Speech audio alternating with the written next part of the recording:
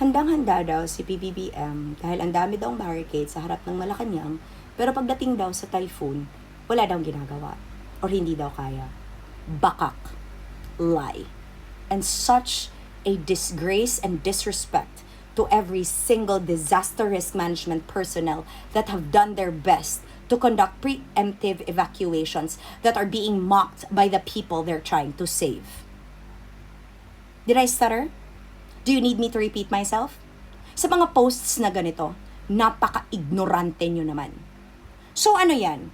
You're going to pretend that the other branches of government are not working just because you want the Philippines to be magulo, to fit into your narrative? Bago pa po dumating ang isang bagyo, nakasalalay na po ang trabaho, hindi po sa mga mayor ha, hindi po sa presidente. Nasa baba po, nasa mga pre-evacuation na dapat ginagawa ng bawat LGU na alam nilang may mga vulnerable spots sa area nila. Lalo na talaga yung mga areas sa tabi ng waterway at coastal areas. DRRMO po ang gagawa nito. Ang DRRMO po ang magkakandak ng preemptive evacuation. Magagalit ka lang sana kung hindi yan ginagawa sa area nyo. Pero, kung ginagawa naman at ini-ignore mo lang, kasi hindi ito swak sa naratibo mo, ikaw ang ignorante, ikaw ang mag-adjust. Because hindi talaga ako papayag na iinsultuhin nyo ang mga totoong nagtatrabaho ng maayos sa gobyernong ito, pero hindi nyo pinakikinggan dahil matitigas ang mga mukha at ulo ninyo. That's what happened sa mga areas na binisita ko since umuwi ako. Yan ang mga nangyari talaga dahil ang pinakaunang tinanong ko pagdating ko sa communities, pinuntahan po ba kayo ng DRRMO ninyo? Pinuntahan po ba kayo ng mga taga-munisipyo at sinabihan po kayong lumikas? Ang sagot nila, opo. Ang iingay pa nga daw po ng mga ambulansya na paulit-ulit at bumabalik-balik doon sa mga communities at ayaw nilang lumikas dahil para sa kanila, hindi naman daw binaha ang mga lolo't lola nila, bakit daw aabutin pa sila? Tapos ngayon, wipe out, nagagalit kayo sa gobyerno? Sinasabi nyo hindi ready ang gobyerno? Naka-preposition ang family food packs ng DSWD. Diba? Alam naman natin na we cannot expect the same thing for earthquakes because you cannot predict earthquakes. But when it comes to typhoons, papunta pa lang ang typhoon, hindi pa pumapasok ng Philippine Area of Responsibility, naka-ready at naka-preposition na ang mga goods willing and able to be distributed upon a go signal. Anong expectation nyo sa mga DRRMO? Anong expectation nyo sa mga tao sa gobyerno? Avengers? Diba? Kaya nga may preemptive evacuation para magsilikas kayo, diba? To make yourselves safe. Pero what did you do? You mock the DRRMO. Alam ko yan because when I visited the communities, mismo mga taong nasalanta ng bagyo ang sumagot that sila pa nga daw yung tumatawa sa mga DRRMO na hindi daw sila lilikas. Tapos ngayon na namatayan sila ng kamag-anak. Ngayon na nawalan sila ng napakaraming hayop. May isang babae akong na-meet. Nawala daw yung 60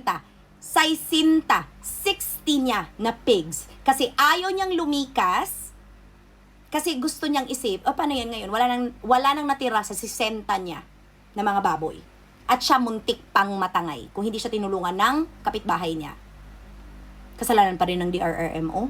Hindi na siguro.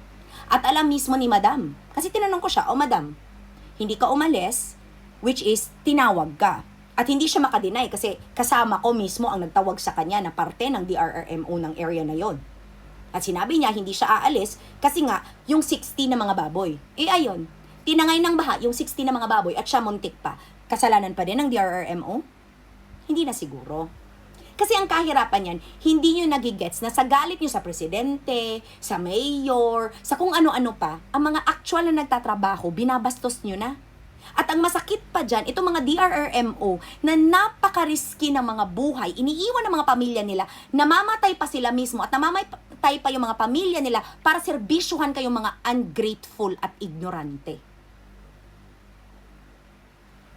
Just being honest. Diba? Because at the end of the day, yes, galit ka sa presidente, yes, galit ka sa gobyerno, but the people who actually do the work have done the work. Just like DSWD, ongoing po ang operations. ng pag-pack ng family food packs that have been pre-positioned. May naka-pre-position, then nangyari ang lindol, so pinadalhan ang lindol. Ang lindol sa Cebu, sinagot ng lindol sa Davao Oriental, pinadalhan din. Ngayon, nalaman that between these tragedies, papunta ang Bagyong Tino, nag-ready ulit at nagpadala ulit. At sasabihin niyo, hindi prepared ang gobyerno? What an insult. What an insult. Mahiya naman kayo. Kasi you can be mad at the corruption. Yes, we all should be mad at the corruption. But at the same time, do not disrespect the people who are working day in and day out, sacrificing themselves, leaving their families to serve you. Because I speak for them. I speak for every single personnel that has to be on red alert every time a disaster comes. Of course, we cannot predict earthquakes. That's a phenomenon. Diba? Kahit Rudy Baldwin, 2 to 3 years ago pa yung prediction sa mangyayari this year. But when it comes to typhoons, nakaredy yan. And mas mabilis ang disaster response natin ngayon kesa noon. And for you to deny that just because it doesn't fit your narrative, for you to deny that just because you feel so strongly against the president, hindi rin tama yan. That's what I always say. Pwede naman kasi, no, na selective ang ignorance mo. Pero sana naman, wag naman to the point na tanga ka na. Because the country is being riddled by typhoons and earthquakes and all of the shit that can happen, but we still manage to survive. And yes, the Filipinos shouldn't be resilient. We should not be resilient because we should be protected. But then again, you are disrespecting the same people that are trying to protect you. You are disrespecting the same people that preemptively want you to evacuate, to put you in a safer space so that you don't die. You are blatantly ignoring the work that they do just because you don't like the president. Diba? That's what I'm saying. Kasi diba nag-post siya, pinost niya yung Malacanang, tapos daw yung bagyo, hindi alam yung gagawin? Ikaw ang hindi alam ang sinasabi mo, mami. Ikaw ang dapat mahiya.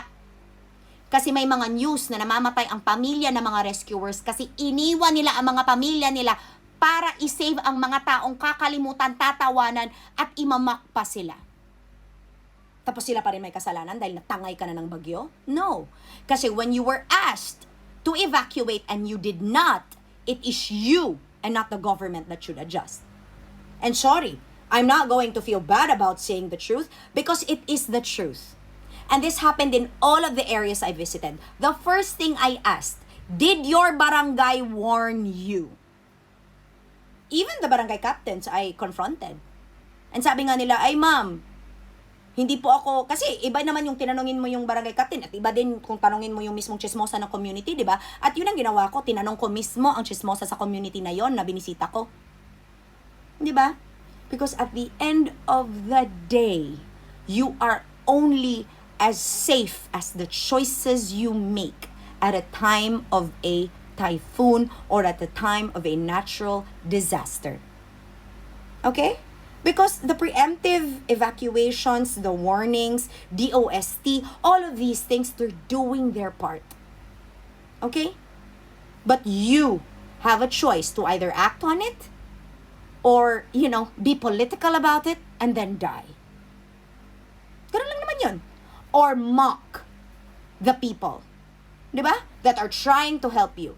Hindi pa to kasali sa mga nangyayari talaga with like the projects, the silting and all of that. Iba pa yan.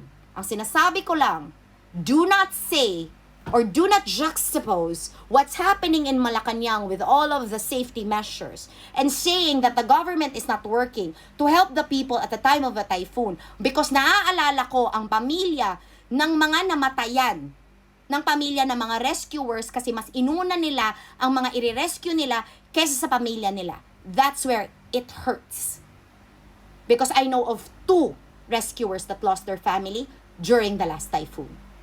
At hindi mababayaran yan ng mga opinion nyo na galing sa mga put nyo at hindi pinag-iisipan ng maayos.